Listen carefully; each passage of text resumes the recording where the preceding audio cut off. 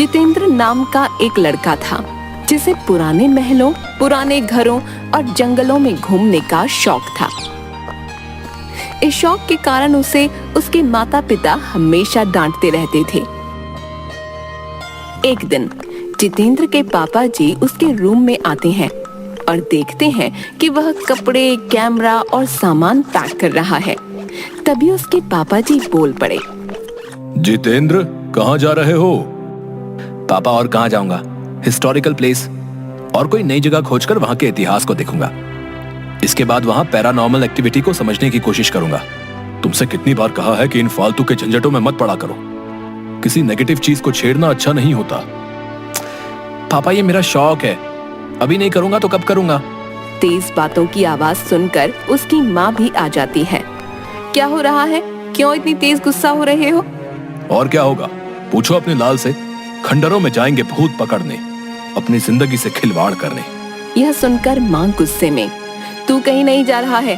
कुछ आया कि नहीं समझ में? क्या कह रही हूँ मैं?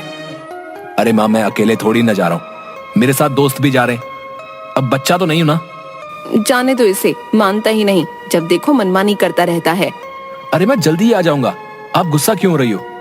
अभी तक कुछ हुआ क्या जो आप अब भी टेंशन ले रही हो? ठीक है, जा अपना ध्यान रखना, साथ ही कॉल करते रहना।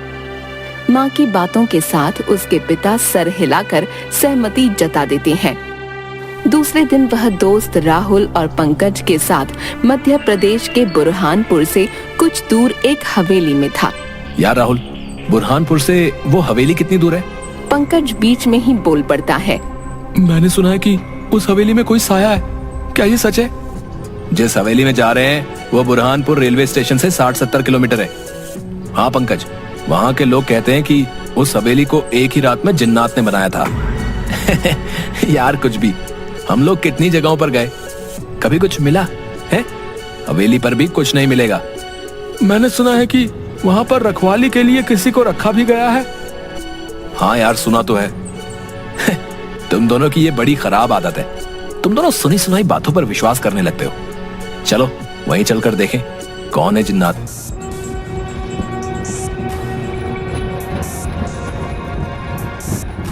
ट्रेन से रेलवे स्टेशन उतरने के बाद चलो किसी होटल में जाकर फ्रेश हो लिया जाए। क्या यार, सीधे हवेली पर चलते हैं? नहीं यार, वहाँ कोई टाइम पर मिले ना मिले, पहले होटल में ही चलते ना। हाँ हाँ।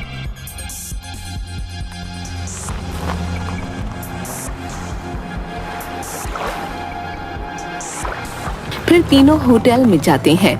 वहाँ भी हवेली की बातें में वो बात कर रहे होते हैं। मैं तो बहुत एक्साइटेड हूँ हवेली पर जाने के लिए। तभी होटल मैनेजर, सर आप मत जाइए, वो हवेली बहुत मनहूस है।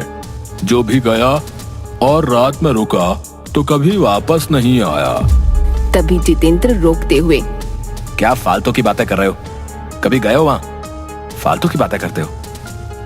सॉरी सर, पर क्या? जाओ यार यहाँ से, फालतू में डराओ मत। मैनेजर वहाँ से चला जाता है। तुमने उसे इतना बेमतलब डांट दिया, ये गलत है भाई।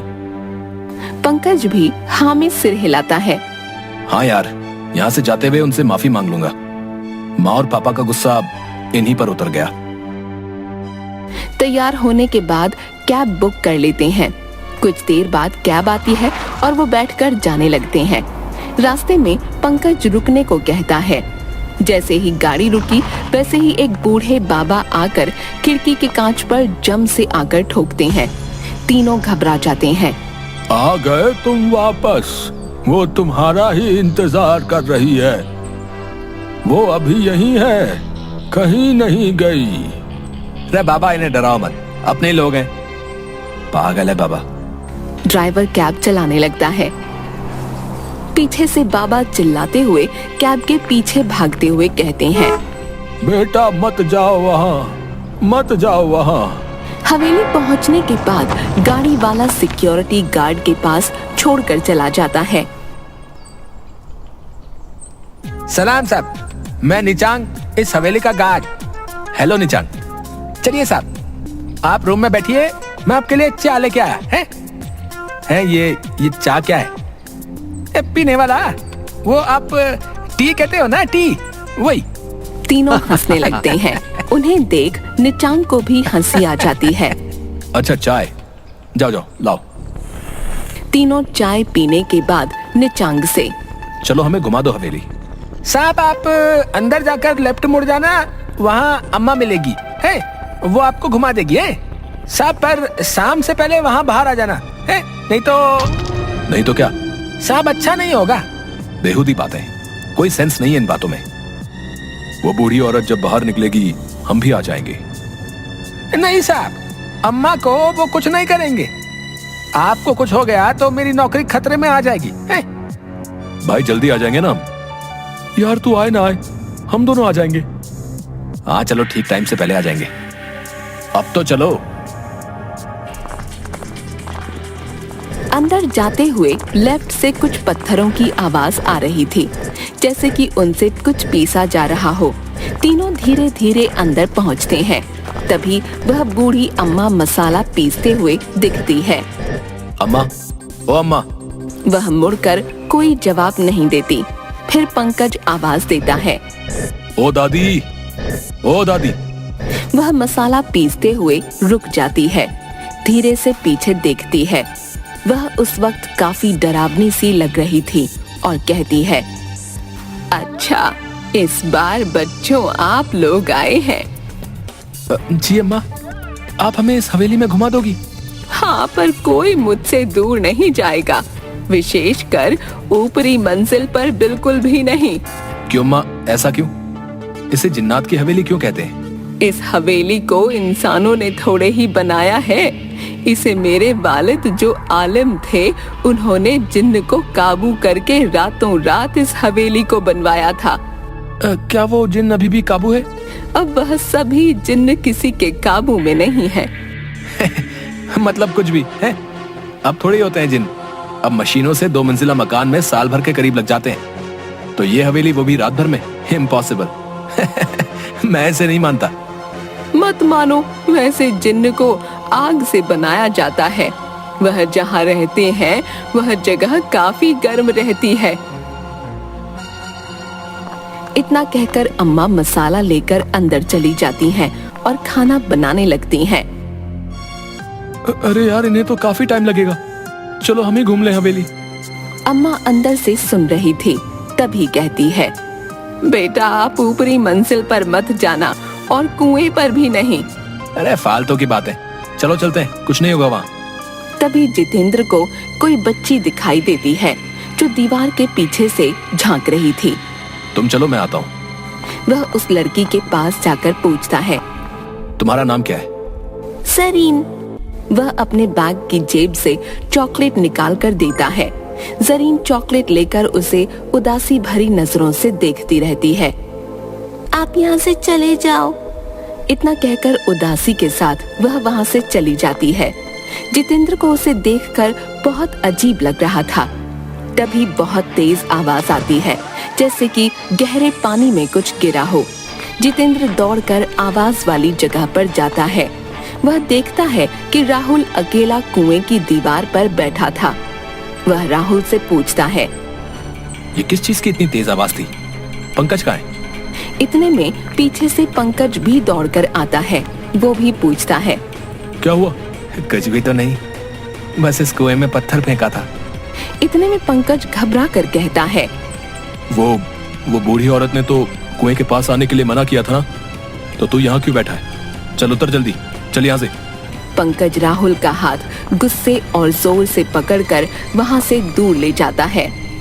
पीछे से जितेंद्र कहता है, अरे यार, अगर वो वहाँ पर बैठ भी गया और उसने पत्थरों को फेंक भी दिया तो क्या हो गया है? इसमें कौन सी बड़ी बात हो गई? भाई मुझे यहाँ बहुत घबराहट हो रही है, आसपास बहुत अजीब सा लग रहा है। वॉशरूम की दीवार पर मेरी परछाई दिख रही थी। तभी एकदम से 2 बड़े हाथ मेरे गले की तरफ आ रहे थे। तभी पानी में कुछ गिरने की तेज आवाज आई और मैं तेजी से दौड़कर यहाँ आ गया। भाई तुम इन लोगों की बातें सुनकर ना वहम में आ गए हो। ऐसा कुछ भी नहीं है जैसा तू सोच रहा है। चलो अब हवेली घूमते हैं। जितेंद्र का ध्यान बार बार उस खामोश फितरत वाली बच्ची पर जा रहा था जो बिल्कुल कुछ नहीं बोल रही थी। उदासी भरी बेनूर आंखों से उसे एकटक देखे ही जा रही थी। ऊपर से पंकज को यह हवेली कई जगहों पर कालिख और काई जमी हुई दिख रही थी, जो कि काफी डरावनी लग रही थी। इसी के साथ राहुल का बोलना बिल्कुल बंद सा हो गया था। इस पर पंकज और जितेंद्र दोनों में से किसी का भी ध्यान नहीं जा रहा था। यार इन दोनों के बहकावे में नहीं आता तो यहाँ फंसता नहीं, बेमतलब आ गया इनके साथ यहाँ पर। कमरों में घूमते हुए पंकज की और जितेंद्र की नजर कमरों पर बनी नक्काशी पर जा रही थी। साथ ही वहाँ थके थके व बेमन से टिमटिमा रहे पुराने बल्ब जो कभी भी दम तोड़ दें। दीवार पर कई जगह जानवरों के सर लगे हुए थे, जिसके कारण हवेली काफी भयानक लगने लगी थी। ये जगह इतनी डरावनी और अजीब क्यों है? दूसरी जगहों पर इतना डर नहीं लगा था, पर यहाँ तो उल्टा मुझे ही ज्यादा डर लग रहा है। कुछ यहाँ जो पर्दों में छिपा है। धीरे धीरे वह वापस आंगन में बूढ़ी अम्मा के पास पहुंचकर उनके पास बैठ गए। जितेंद्र के मन में बहुत सारे सवाल आ रहे थे। वह आखिरकार पूछ ही बैठा, ऊपरी मंजिल पर जाना क्यों मना है? वह किसी को भी ऊपरी मंजिल पर जाने वाले को जिंदा नहीं रहने देते। आप इस सब पर विश्वास करती हैं? ये चीजें तो बस वहम होती हैं। मेरा बेटा भी नहीं मानता था, कितना समझाया, लेकिन होनी को कौन टाल सकता है। बेटा, आप इन चीजों को समझने की कोशिश करो। आपका एक साथी कहाँ है? पंकज और जितेंद्र दोनों उसे ढूंढने लगते हैं। इतने में वह जरीन लड़की जितेंद्र को मिल जाती है। वह उसे कहती है, आज बहुत भारी दिन है, आप कहीं नहीं रुकना। आप अकेले दोस्त के साथ वापस चले जाओ। मैं इस बच्ची की बात को क्यों नहीं समझ पा रहा हूँ। आखिर कहना क्या चाहती है? बेटा, आप क्या कहना चाहती हो? थोड़ी देर में आपका यहाँ से निकलना मुश्किल हो जाएगा। आप और आपका एक दोस्त, आप दोनों चले जाओ। जाने कब राहुल को ढूंढने ढूंढने में पंकज सबसे ऊपरी मंजिल पर पहुंच गया। उसे मालूम ही नहीं चला। उसे ऊपरी मंजिल के एक कमरे में काफी तेज रोशनी हो रही थी। उसने आवाज लगाई, राहुल तू है ना इस रूम में? मुझे डरा मत, कुछ बोल तो सही। अंदर से सिर्फ की आवाज आती है, जिसके कारण पंकज घबराने लगता है। इसके बाद वह जोर से चिल्लाता है, राहुल बाहर निकल जल्दी। पंकज की आवाज नीचे जितेंद्र के पास जाती है। वह समझ जाता है कि पंकज सबसे ऊपरी वाली मंजिल पर है। वह भी तेजी से ऊपर जाने लगता है। वह छोटी बच्ची उसे रोक लेती है। ऊपर पंकज गेट खोल लेता है और एक जोरदार चीख के साथ तेज रोशनी दिखाई देती है। फिर पंकज का शरीर धीरे धीरे नीचे आने लगता है, जैसे कि पानी पर तैर रहा हो। यह सब जितेंद्र की आंखों के सामने हो रहा था। एकदम से ये सब देखकर जितेंद्र वहीं बेहोश हो जाता है। जब वह आंखें खोलता है तो वो अपने आप को अम्मा के रूम में उनकी गोद में सर रखे पाता है। वह घबराकर बैठ जाता है और उठकर बाहर जाने लगता है। अम्मा उसका हाथ पकड़ लेती है। अब कोई फायदा नहीं है, अब रात हो चुकी है। तुम इस कमरे से निकलते हो तो तुम्हारा हाल भी दोस्तों जैसा हो जाएगा। देखना चाहते हो तो खिड़की के छेद में से देखो, खिड़की मत खोलना। जैसे ही वो बाहर देखता है तो उसके दोनों दोस्त दिखते हैं।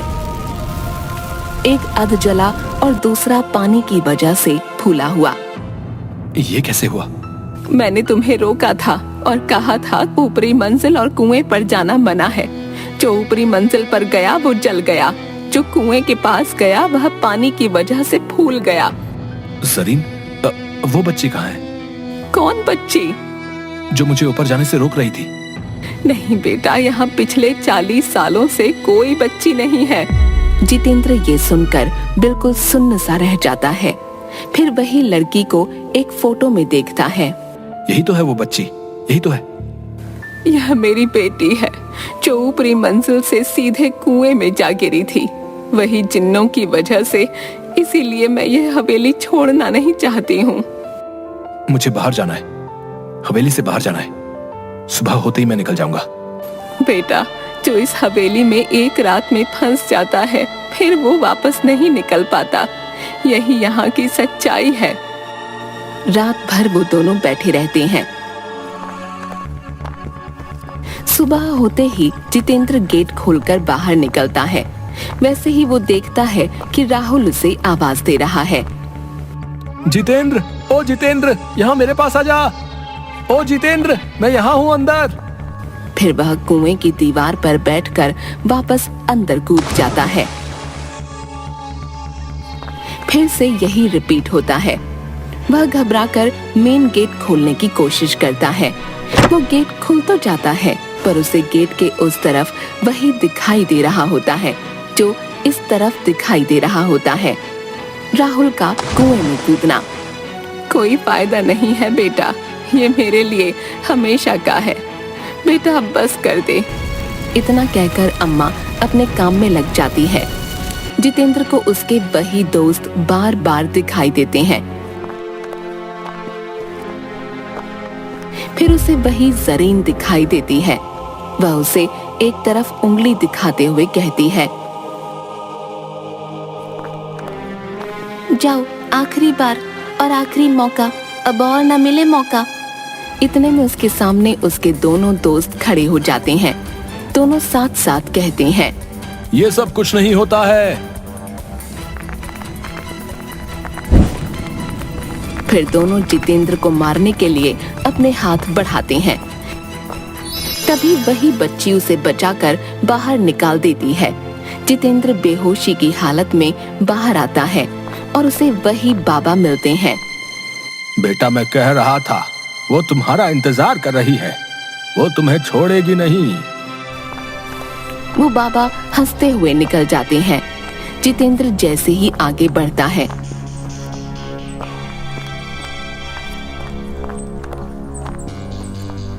उसे एक गाड़ी दिखती है। उसमें भी 3 दोस्त उसी हवेली में जाते हुए दिखते हैं। वही सीन वापस से उसे दिखने लगता है, पर वो बाहर होता है। गाड़ी में कोई और होते हैं। जाते जाते वह वापस मुड़कर देखता है तो वो बच्ची उसे ही देख रही होती है। उस बच्ची के साथ भी वही हादसा होते हुए उसे दिखता है। बच्ची को आग लगती है और वो नीचे गिरने लगती है। अब जितेंद्र समझ गया था कि जिंदगी अनमोल होती है, बड़ों का कहना मान लेना चाहिए। वह मान गया था कि किसी भी शक्ति को नकारा नहीं जा सकता है, चाहे वह नेगेटिव हो या पॉजिटिव।